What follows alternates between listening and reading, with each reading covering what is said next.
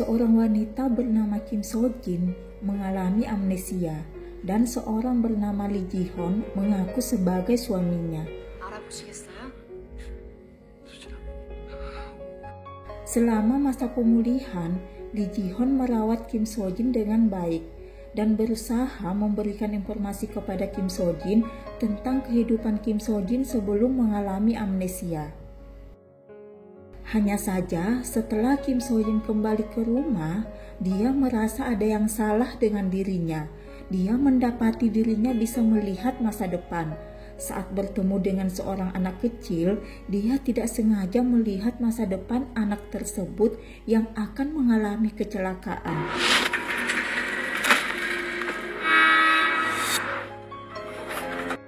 Kim So Jin pun berusaha menyelamatkan anak tersebut yang membuatnya terluka.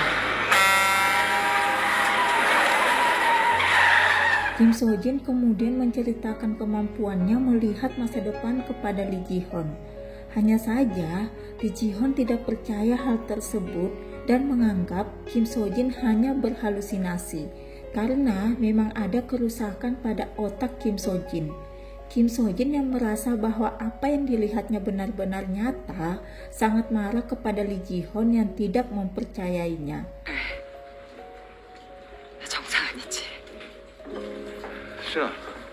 Setelah kejadian tersebut, Lee Ji Hon kemudian pergi mengurus paspor untuk kepindahan mereka ke Kanada.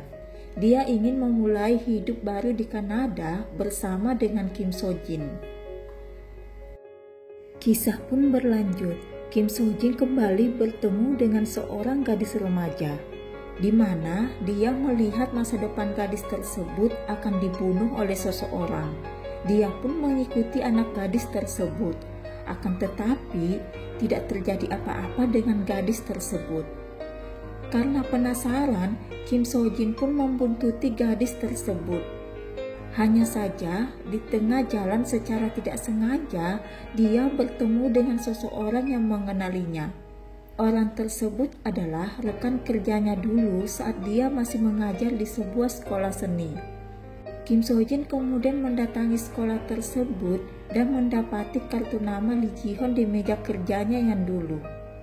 Lee Ji Hon ternyata seorang CEO perusahaan arsitek bernama Sam Jung. Hanya saja perusahaan tersebut bangkrut.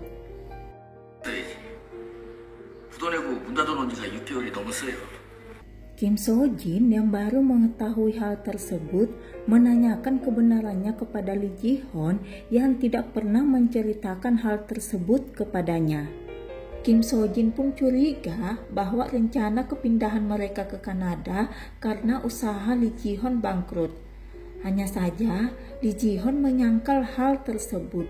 Dia menjelaskan kepada Kim So Jin bahwa dia merahasiakan kemampuan melukis Kim So Jin karena dia tidak mau membuat Kim So Jin sedih. 일부러 그런 거 아니야. 사고 때문에 너 손가락 신경 다쳐서 다시는 그림 못 그릴지도 모른다는 사실 때문에. Selain itu, rencana keberangkatan mereka ke Kanada bukan karena usaha Lee Ji Hon yang bangkrut, akan tetapi itu impian mereka sejak dulu. Di tempat lain, polisi sedang menyelidiki kasus kematian di proyek Samjung yang gagal. Mereka juga menghampiri rumah Lee Ji Hon dan bertemu dengan Kim So Jin. Polisi tersebut hanya meminta keterangan sebagai formalitas penyelidikan kepada Kim So Jin. Hanya saja mereka berpesan kepada Kim So Jin untuk melapor kepada polisi jika Lee Ji Hon melakukan kekerasan kepadanya. Setelah melihat-lihat kondisi rumah Lee Ji Hon, polisi tersebut merasa ada yang aneh dengan foto pernikahan mereka yang terbalik, di mana seharusnya pengantin pria di sebelah kanan dan pengantin wanita di sebelah kiri.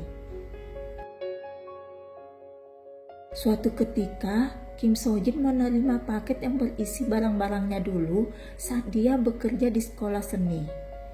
Dia pun membuka paket tersebut dan alangkah terkejutnya melihat fotonya bersama pria lain. Dia pun membawa paket tersebut ke rumahnya. Hanya saja di dalam lift dia bertemu dengan seorang pria yang akan membunuh gadis yang pernah ditemuinya. Kim Sojin pun berusaha menghalangi pria tersebut yang membuatnya terjatuh. Untungnya ada Lee Ji-hoon datang menyelamatkannya.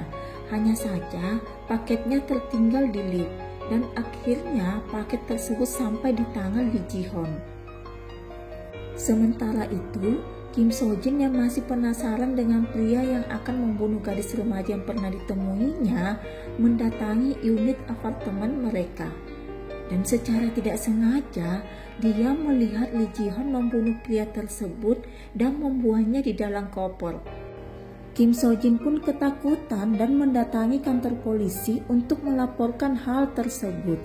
Hanya saja Lee Ji-hoon yang memasang GPS di handphone Kim Sojin mengetahui Kim Sojin berada di kantor polisi. Dia pun segera menemui Kim Sojin sebelum Kim Sojin menjelaskan semuanya kepada penyidik.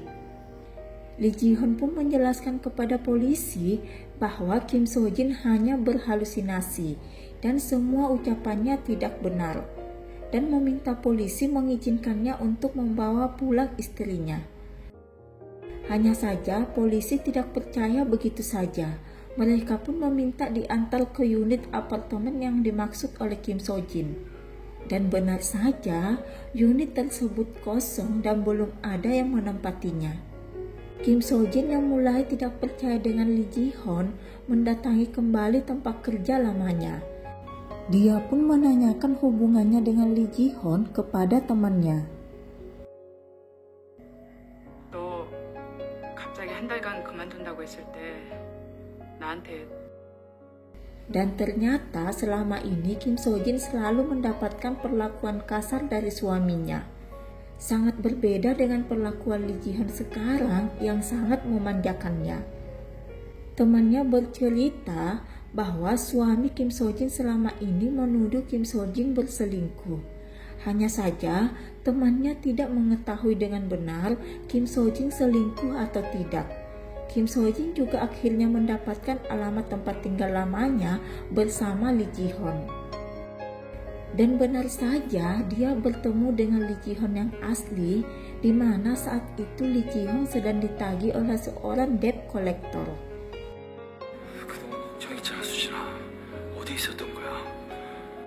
Hanya saja Lee Ji-hoon sangat terburu-buru sehingga dia tidak berkomunikasi dengan baik bersama dengan Kim Sojin. Kim Sojin yang sebelumnya mendapat penglihatan di mana Lee Ji-hoon yang asli akan dibunuh oleh Lee Ji-hoon yang palsu berusaha mencegah Lee Ji-hoon untuk pergi. Hanya saja Lee Ji-hoon tidak menuruti perkataan Kim Sojin dan tetap pergi ke tempat kejadian. Kim Sojin pun mengikuti Lee Ji-hoon ke tempat kejadian dan melaporkan kasus pembunuhan tersebut kepada polisi.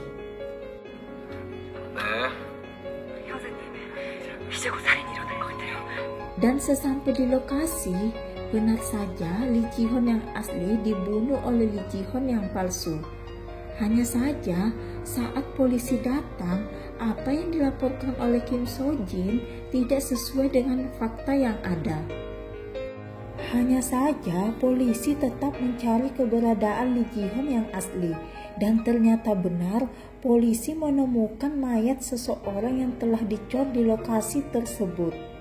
Lee Ji-hoon yang palsu pun ditangkap, dan akhirnya diketahui bahwa Lee Ji-hoon yang palsu sebenarnya bernama Kim Sung-woo yang merupakan kakak angkat Kim Sojin. Kim Sojin kemudian menanyakan alasan Kim Sung-woo berbohong kepadanya. 나한테 들려줬던 이야기가 모두 거짓은 아닐 거라고 생각해. Hanya saja Kim Sung-woo tidak mau memberikan penjelasan apapun kepada Kim Sojin dan hanya mengakui semua kejahatan yang telah dilakukannya, termasuk pembunuhan yang dilakukan kepada ayah angkatnya yang dibuang di koper. Kim Sojin kemudian berusaha mencari tahu kebenaran yang disembunyikan oleh Kim Sung-woo dan mendapati fakta bahwa kilasan masa depan yang dia lihat sebenarnya adalah ingatan lamanya, di mana anak kecil yang dia temui adalah dirinya sendiri saat masih kecil bersama dengan Kim Sung-woo. 이제 김수진이라니까? 김선우 동생, 김수진. Dan anak gadis yang bertemu dengannya juga adalah dirinya sendiri, di mana saat itu ayah angkatnya akan mencelakai dirinya. Hanya saja Kim Sun-woo datang menyelamatkannya dan ayah angkatnya secara tidak sengaja terbunuh oleh Kim Sun-woo. Kim So-jin pun mengingat bahwa sebenarnya dia yang membunuh Lee Ji-hoon karena mendapati Lee Ji-hoon membunuh seseorang. Lee Ji-hoon yang saat itu mengetahui Kim So-jin melihatnya membunuh seseorang langsung mengancam Kim So-jin. Dan Kim So-jin pun secara tidak sengaja membunuh Lee Ji-hoon saat itu. Kim Sun-woo yang saat itu datang ke lokasi kejadian menenangkan Kim So-jin dan berjanji dia yang akan bertanggung jawab dengan semua yang terjadi saat itu. Hanya saja Kim So-jin yang sudah terlanjur frustasi menjatuhkan dirinya dari gedung tersebut. Kim Sun-woo pun berusaha menyelamatkan Kim So-jin dan Kim So-jin akhirnya bisa diselamatkan, hanya saja dia kehilangan ingatan. Sementara perjalanannya ke Kanada memang impian mereka sejak kecil. Kim So-jin kemudian mengunjungi kembali tempat tinggal lamanya bersama dengan Lee Ji-hoon. Dan secara tiba-tiba Lee Ji-hoon datang dan berusaha membunuh Kim So-jin. Kim So-jin pun menelpon polisi dan melaporkan bahwa Lee Ji-hoon masih hidup. Awalnya polisi tidak percaya dengan laporan Kim So-jin yang sering mengalami halusinasi.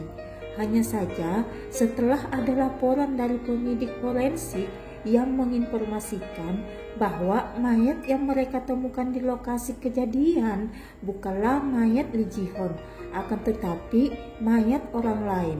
Polisi pun segera mendatangi Kim So-jin.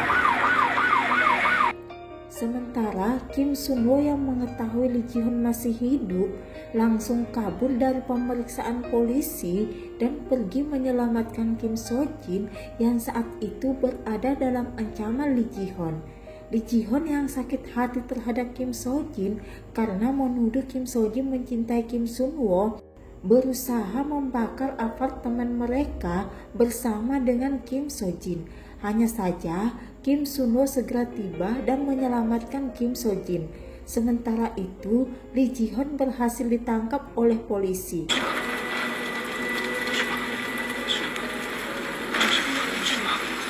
Kim So-jin pun selamat. Hanya saja Kim Sun-woo ditemukan tewas saat dia melindungi Kim So-jin dari kobaran api. Demikian alur cerita Recalled. Kebaikan yang dibungkus dengan kebohongan pada akhirnya akan berakhir tidak baik. Sampai jumpa di next video.